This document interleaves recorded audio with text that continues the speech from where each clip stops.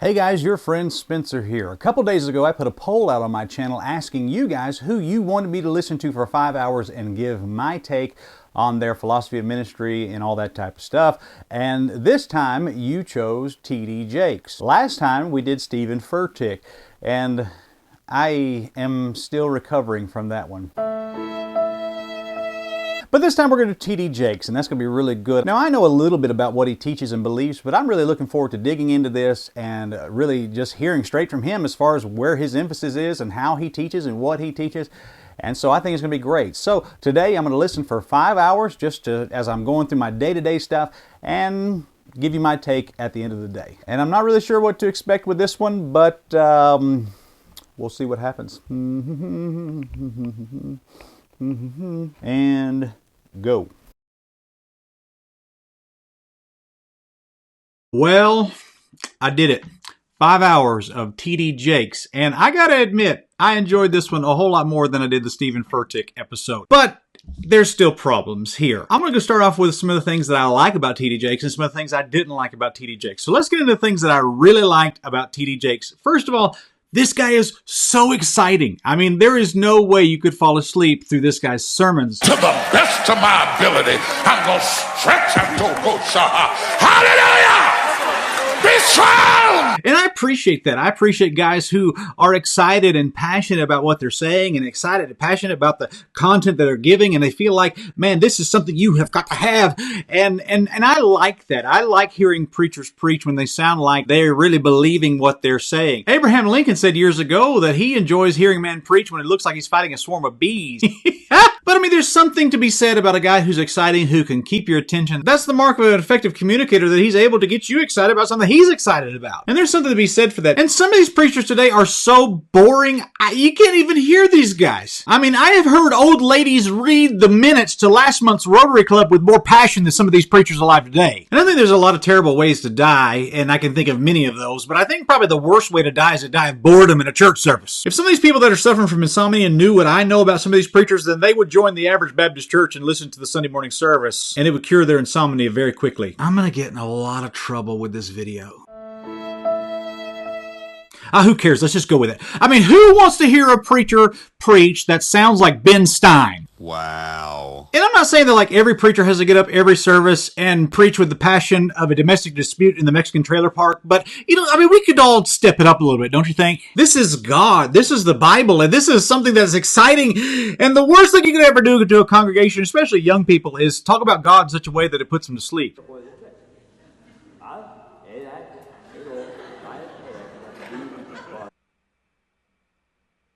And so he is exciting, and I enjoyed that. I mean, I had a great time listening to that. And I think it's funny how during his sermons he says, touch your neighbor and tell him you're going to make it. And I found out that if you got your headphones on in the middle of Lowe's and you do that in the checkout line, that's a really bad idea. Don't ask me how I know that. A friend told me. You don't know him. He goes to another school.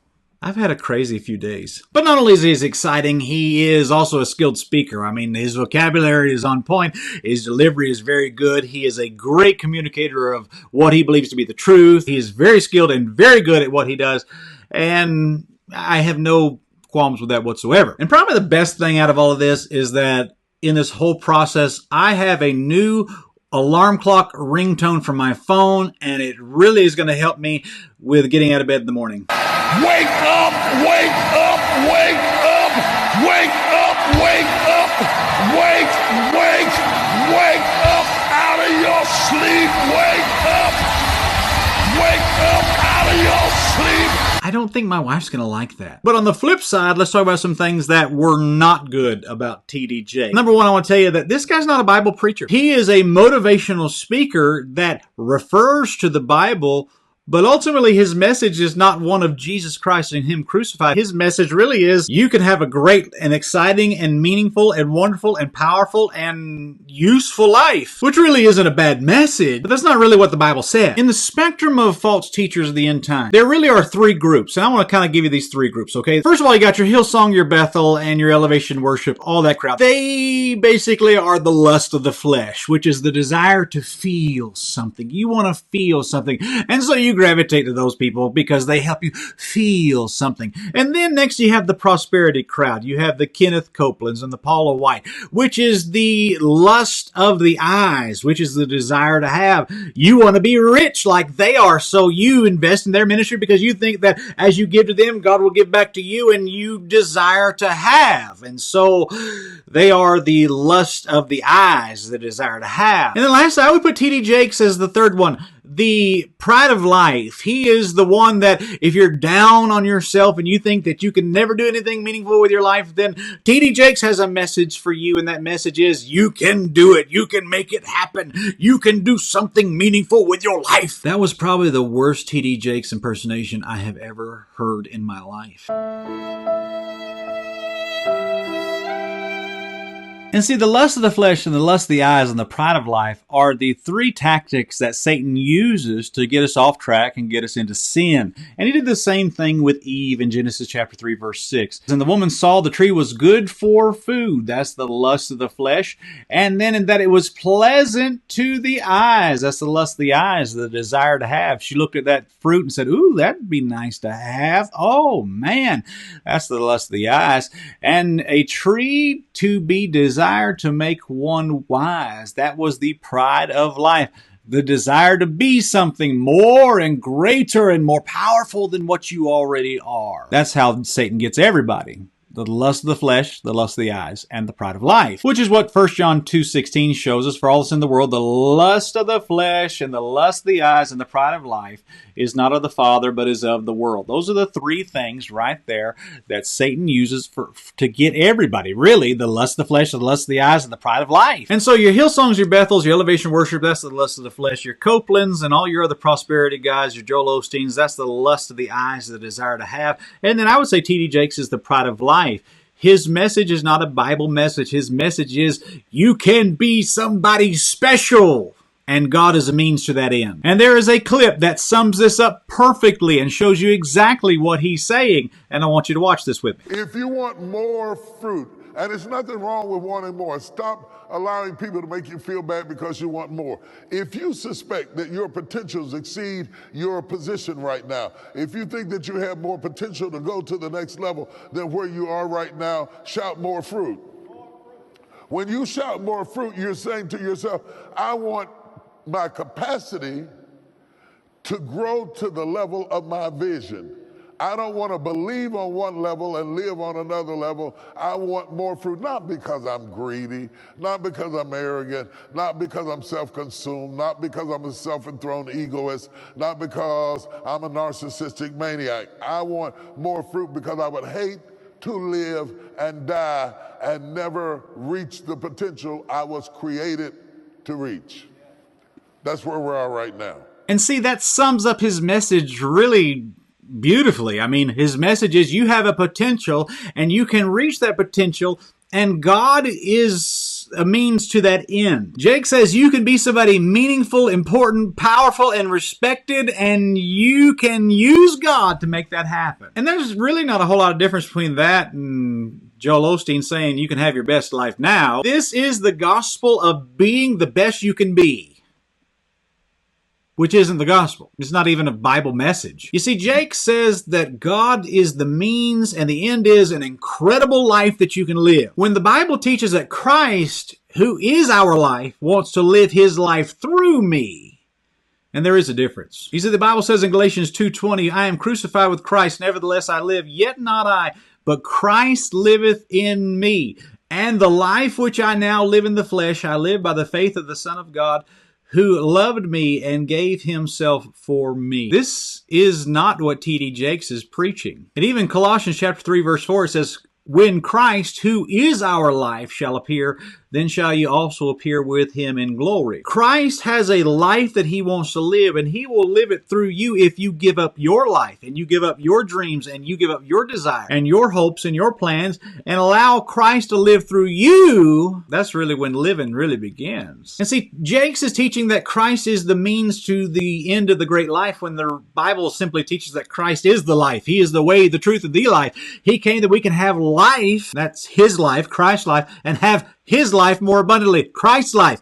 Not my dreams and not using God as a tool to make me great, but allowing the great God to have a great place in my life so that Christ can live his life through me as I surrender my life to him and give it up. And there is a huge difference between those two concepts. In other words, let me put it to you this way. T.D. Jakes is saying that I have a story that needs to be put on paper, and God is the means by which I will put that on paper. So I'm going to use God as a means to tell my great story to all the world and tell everybody that I did it with God. When that's not what the Bible teaches at all. When the Bible teaches that Christ has the story, and he'll use anybody who will give up their agenda and their plan to write Christ's story on the world.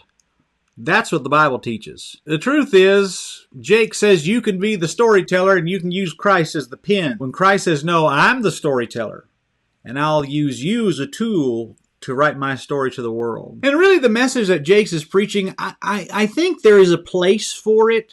I mean, basically what he's saying is that, you don't have to be a loser your whole life. You don't have to be a failure. You can do something meaningful with your life. You can do something that's helpful with your life. And you can do something that empowers you and makes you feel like you have a meaning. And you don't have to just waste your life. You can do something meaningful and produce something. And I mean, there's a place for that. But that's really not the gospel. I'm sorry, but that is just the pride of life. And really, while I was listening to T.D. Jakes for 5 hours, there's several things that I did not hear anything about. I didn't hear any challenge to read your Bible. I didn't hear any challenge to go soul winning. I didn't hear any challenge to separate from the world. I didn't hear any challenge to get ready for the second coming of Jesus Christ. I mean, just major doctrinal stuff. I just didn't hear any emphasis on that. All I heard was, don't quit. You can do it. You can make it. You can survive. You can do something meaningful. Everybody has struggles. Everybody has obstacles they have to overcome. And really, that's all he preaches. And when a text can be twisted to apply to that message of you can be something important and valuable, then he'll do it. But everything else he just leaves alone. If you go verse by verse through the New Testament and you really look at what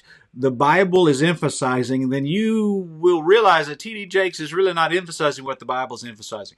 This Bible is emphasizing holy living unto Christ, dedication to Christ, sanctification to Christ, the second coming of Christ, soul winning for Christ, preaching Christ, giving to Christ, living your life for Christ, giving up your life and dreams and plans to follow Christ, not use Christ as a means to fulfill your goals, because he can empower you to fulfill your dreams and goals. That's not Bible Christianity.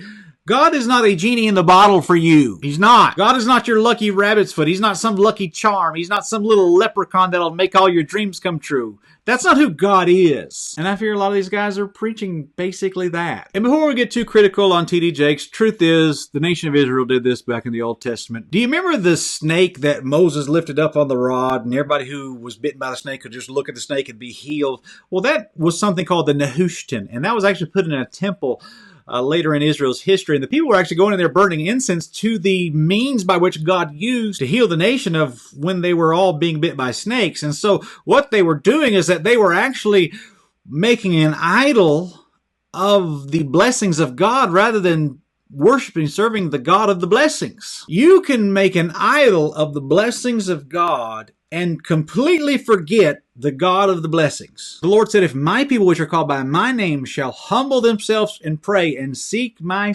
face, meaning look at me.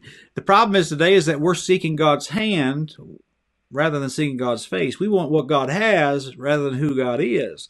We want what God can give us rather than asking God to give us himself. And this is my fear for T.D. Jakes, is that he's made an idol out of the blessings of God rather than the God of the blessings. So subscribe to our channel, ladies and gentlemen. We're going to do several more videos just like this. Got a lot of good content coming down your way for you. You don't want to miss it. And pray about being a channel member, supporting this content, and we certainly would appreciate that. God bless you, friend, and have a good day.